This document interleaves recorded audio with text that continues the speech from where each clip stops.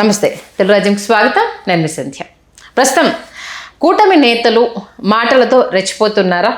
ఎందుకంటే నియోజకవర్గాలకు సంబంధించి పవన్ కళ్యాణ్ గారి నియోజకవర్గంలో జగన్మోహన్ రెడ్డి గారు వచ్చి పోటీ చేసి గెలుస్తారా, అసలు గెలిచే సత్తా అవకాశం ఉందా అంటూ దురహంకారపు మాటలు విసురుతున్నారు అంటూ వైఎస్ఆర్సీపీ చేస్తున్న కామెంట్స్. గతంలో ఇలాంటి మాటలతో వైఎస్ఆర్సీపీ లాస్ అయిన విషయం తెలిసి వీళ్ళు పంథా మార్చుకోకపోవడము రేపు వీళ్ళకి ఎలాంటి ఎఫెక్ట్ చూపించబోతుంది అనేది. నిజంగానే జగన్మోహన్ రెడ్డి గారు పిఠాపురంలో వచ్చి పోటీ చేస్తే వీళ్ళ పరిస్థితి ఏంటి అంటూ వైఎస్ఆర్సీపీ శ్రేణులు ప్రశ్నిస్తున్నా మరో ఉదంతం చూస్తున్నాం. ఏం జరుగుతోంది, అలాంటి సిచ్యువేషన్ జరిగితే పరిస్థితి ఎలా ఉంటుంది తెలుసుకునే ప్రయత్నం చేద్దాం. సీనియర్ పొలిటికల్ అనలిస్ట్ కేఎస్పీ గారు మనతో ఉన్నారు. ఆయన మాటల్లో. సార్ నమస్తే. నమస్తే అమ్మా. ఒక డిఫరెంట్ అంటే ఇమాజినేషన్ని వైఎస్ఆర్సీపీ శ్రేణులు వాళ్ళు వేసిన నానాజీ వాళ్ళు వేసిన క్వశ్చన్కి మేము సవాల్ స్వీకరించడానికి సిద్ధమే, మీ వాడు వచ్చి మా దగ్గర పోటీ చేస్తారా, మా వాడు ఎక్కడైనా సింహం సింగిల్గానే నిలబడుతుంది, అది ఎప్పటికీ నిలబడే ఉంటుంది, కాబట్టి ఏ ప్లేస్లో అయినా మా జగన్మోహన్ రెడ్డి నిలిచి గెలుస్తాడు, మీ వాళ్లకు నియోజకవర్గం మారితే ఇది సాధ్యమా అంటూ ఒక ఏతో ఇమాజిన్ చేసి ఎలా ఉంటుందనే చూపిస్తున్నారు. మీ ముందు ఇది పెడితే మీరేం చెప్తారు? నేను రెండు విషయాలు చెప్తాను ప్రజలకు అర్థమయ్యే విషయాలు. మొదటిది ఏంటంటే, స్థానికతని జస్టిఫై చేస్తున్న కుప్పం, స్థానికతని జస్టిఫై చేస్తున్న పులివెందుల. ఇక్కడి నుంచి ఓన్లీ ముఖ్యమంత్రులనే ప్రొడ్యూస్ చేశారు రెండు నియోజకవర్గాలు. అవును, అవి వాళ్ళ కంచుకోట్లు. రెండోది, తెలంగాణలో కేసీఆర్ గారు ఉన్నారు. ఇప్పుడు ఆయన ముఖ్యమంత్రి అయిన తర్వాత ఆయన నియోజకవర్గం నుంచి గజ్వేల్ కదా, గజ్వేల్ నుంచి నిలబడుతున్నాడు తప్ప ముందు ఆయన పోరాట యోధుడిగా ఉన్నప్పుడు మా ఊరినగర్ నుంచి నిలబడ్డాడు, ఎక్కడి నుంచి నిలబడగలిగాడు. ఇది నాయకుడి పార్టీ అధినేత సామర్థ్యం, వాస్తవం. రెండోది ఏంటంటే, ఇప్పుడు ఒక రీజనల్ పార్టీని అధికారంలోకి తీసుకురావాలి అన్న కాన్సెప్ట్ నిజంగా పార్టీ అధినేతలకు ఉన్నప్పుడు ఏంటంటే, హోమ్ పిచ్లో సచిన్ టెండూల్కర్ చూడు గ్యారంటీగా ముంబైలో సెంచరీ కొడతారు. లాస్ట్ రిటైర్మెంట్ మ్యాచ్ కూడా అక్కడే పెట్టాడు. వాళ్ళ అమ్మకి ఒక సెంచరీ కూడా డెడికేట్ చేద్దామని. పాపం ఆయన బ్యాడ్ లక్. కానీ ఈసారి కూడా జగన్మోహన్ రెడ్డికి బ్యాడ్ లక్కే, కానీ అంత మెజారిటీలు రాకపోయినా గెలుపు అయితే తథ్యం కదా. ఓకే, ఇప్పుడు పవన్ కళ్యాణ్ గారు కూటమి కట్టక మునిపి ఇవన్నీ మాటలు చూసుకుంటే కుప్పంలో కూడా చంద్రబాబు గారు ఓడిపోతారన్న మాటలకు నేలటోడు కూడా మాట్లాడాడు. నేను మొన్నట్లేకుండా చెప్తున్నా. ఆ పరిస్థితికి అక్కడ సర్వం తానే నిలబడి పోరాటం చేసుకోవడానికి 25 తిరిగి హోమ్ పిచ్ని మళ్ళీ సెట్ చేసుకున్నాం చంద్రబాబు నాయుడు గారు. వై నాట్ 175 దాంట్లో ఆయన వెళ్ళి బౌన్స్ బ్యాక్ అక్కడ అమ్మో ఏదో జరగబోతుంది అన్నట్టు. కంపారిటివ్గా ఆయన కుప్పం మాజీ ముఖ్యమంత్రిగా అన్ని పర్యటనలు లేవు, అన్ని పర్యటనలు చేశాడు ఆయన 24 ఎలక్షన్స్ ముందు అయితే. ఎలక్షన్స్ ముందే కాదు, 5 సంవత్సరాల టెన్యూర్ కరోనా తర్వాత అయితే చీమ చిట్టుకుమల పరిగెట్టడం తర్వాత ఆయన హోమ్ పిచ్ స్ట్రెంత్ చూపించాడు ఆయన. ఇది నేను మాట్లాడుతున్న దగ్గర ఇందులో రెండు విషయాలు చెప్పాలి. ఒకటి పవన్ కళ్యాణ్ అండ్ లోకేష్ గారు. ప్రజలు కెబుక్కని రెండు నియోజకవర్గాల్లో గాజువాకలోనూ భీమవరంలో తంతే సాధారణంగా నాకు తెలిసింది ఏంటంటే, ఎక్కడ పడితే అక్కడే లెగుస్తుంది. కానీ మా పవన్ కళ్యాణ్ చాలా వైవిధ్యభరితంగా పిఠాపురంలో లేచింది. మంగళగిరిలో ప్రజలు విరక్తి కలిగి తన్నారనుకో లేదా పడేశారనుకో, లోకేష్ మళ్ళీ మంగళగిరిలో నిలబడి గెలిచాడు.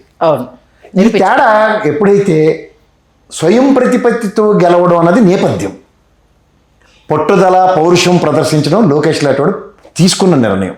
5 సంవత్సరాలు నిరంతరంగా నియోజకవర్గానికి ఫోకస్డ్గా పనిచేశాడు. అక్కడ ఆర్కేలేట్ ఎమ్మెల్యే ఉన్నా సరే కమిట్మెంట్ టువర్డ్స్ నియోజకవర్గం చూపించగలిగాడు. మా నాన్న కుప్పంకి ఏం చేస్తాడో నేను దీనికి ఇది చేయగలను అని చెప్పి ప్రజల్లో ఒక మమకారాన్ని పెంచుకున్నాడు. అదే సక్సెస్. కానీ మనోడు గాలివాటం పులుకు కదా, గాలివాటం పులి ఎలా ఉంటుంది, పులికి రెక్కలు వస్తే ఎలా ఉంటుంది, ఎక్కడ పడితే అక్కడ ఎగిరి నేను యుద్ధం చేయగలను అనుకుంటుంది. కానీ అక్కడ ఏమవుతుందంటే, అడవి బయటకు వచ్చిన తర్వాత ఒక విషవలయంలో చిక్కుకుంటుంది. ప్రజలు అయితే ఫారెస్ట్ అధికారులు వల్ల వేసుకుంటారు, బోన్లు ఎట్టి మరతెట్టేస్తారన్న విషయం మర్చిపోయింది.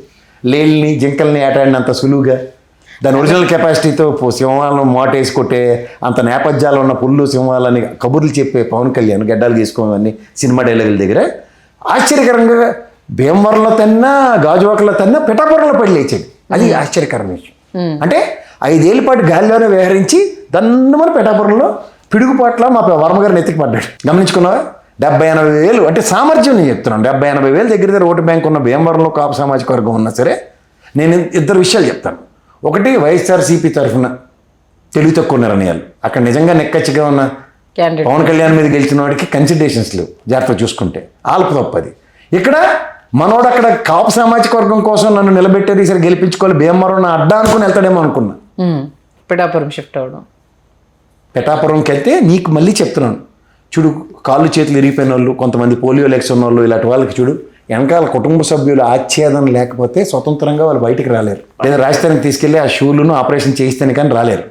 సేమ్ పవన్ కళ్యాణ్ కూడా అదే. పిఠాపురంలో వర్మ అనే వ్యక్తి ఊతం ఇస్తే తప్ప ఒరిజినల్ ఎబిలిటీ లేనివాడు అన్నది అర్థం.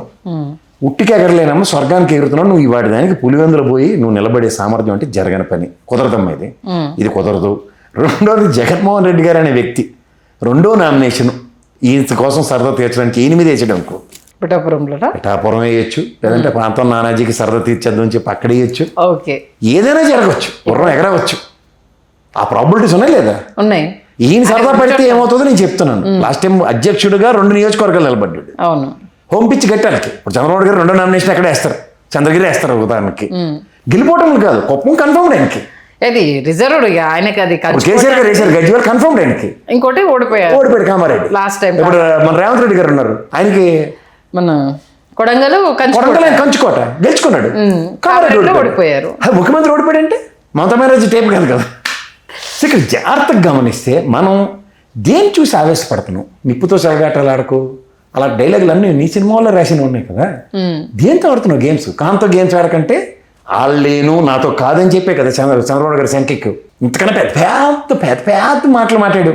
అంటే దీనికి వాళ్ళు కంపేర్ చేస్తుంది ఒకటి ఏంటంటే, ఎప్పుడు పులివెందుల్లో జగన్మోహన్ రెడ్డి గారు కనీవిని ఎరగని మెజారిటీతో గెలుస్తారు, బట్ ఈసారి ఆ మెజారిటీ తగ్గింది అంటే ఆదరణ తగ్గుతుంది కదా అంటూ ఒక లాజిక్ ని తెర మీద తీసుకొని నేను నా విశ్లేషణ ఫాలో అయితే వాళ్ళకి కూడా మళ్ళీ నేను చెప్తున్నా. తెలుగుదేశం ఇన్ ద హిస్టరీలో 45 స్థానాలు ఎప్పుడు గెలవలేదు రాయలసీమలో. అంత రామారావు గారి ప్రపంచంలో ఇవన్నీ మాట్లాడినప్పుడు కూడా. But where it comes to వాళ్ళకి స్థిరమైన ఓటు బ్యాంక్ ఉంది, దాన్ని రీవ్యాంప్ చేశారు. నేను ఒకసారి చెప్పాను నా విశ్లేషణలో, గెలుపోవటంలో అనవసరం, నాకు నియోజకవర్గంలో 1,00,000 ఓట్లు కావాలని కూర్చున్నారు ఆయన చంద్రబాబు గారి స్ట్రాటజీ. సో అట్లాంటి స్ట్రాటజీ ఒక పార్టీ పరంగా తీసుకున్నప్పుడు ఒక లెగసీకి వేడికి సన్నీళ్ళు తోడయ్యాయి కదా. 30-35% అన్నప్పుడు ఈ మొమెంటం 1,00,000 ఓట్లు నేపథ్యం జగన్మోహన్ రెడ్డి గారు వైఎస్ఆర్సీపీని ఓడించడానికి వేదిక క్రియేట్ అయింది వాళ్ళకి. రాయలసీమలో గెలుపు కదే కారణం. చాలా శక్తులు పనిచేస్తాయి కదా మళ్ళీ. ఒకటి శక్తులే కారణం అంటే వాళ్ళ పార్టీ పరంగా. ఎందుకంటే జనసేన మీరు బీజేపీ చూసుకుంటే అక్కడ మన ఆయన పేరు కేతిరెడ్డి గారి మీద గెలిచిన బీజేపీ వాడు తప్ప ఇంకా అక్కడ రాయలసీమలో ఇంకోటి లేడు. అవును, అదే మహిమ వాళ్ళు గెలిచాడు మరి నాకు తెలియదు కానీ తాయెత్తు మహిమ. కానీ ఓవరాల్గా చూసుకుంటే అక్కడ బీజేపీ జనసేన ప్రస్థానాలు లేవు. అయితే తిరుపతిలో అది కూడా వైఎస్ఆర్సీపీ నుంచి వచ్చినాడు తప్ప మిగతా చోట్ల టీడీపీదే ఏకఛత్రాధిపత్యం. సో ఈ ప్రాస్పెక్ట్ని చూసుకుంటే పార్టీని పునరుత్తేజం చేసే నేపథ్యం ఒక 40% ఓటు బ్యాంకులు ఉన్న కన్సిస్టెంట్ పార్టీలకి లైక్ వైఎస్ఆర్సీపీ ఆర్ తెలుగుదేశానికి పునరుత్తేజం అవడానికి ఆస్కారాలు ఎక్కువ ఉన్నాయి. నడమంతరం సీరి బ్యాచ్లకి ఎక్కడి నుంచి ఉన్నాయి?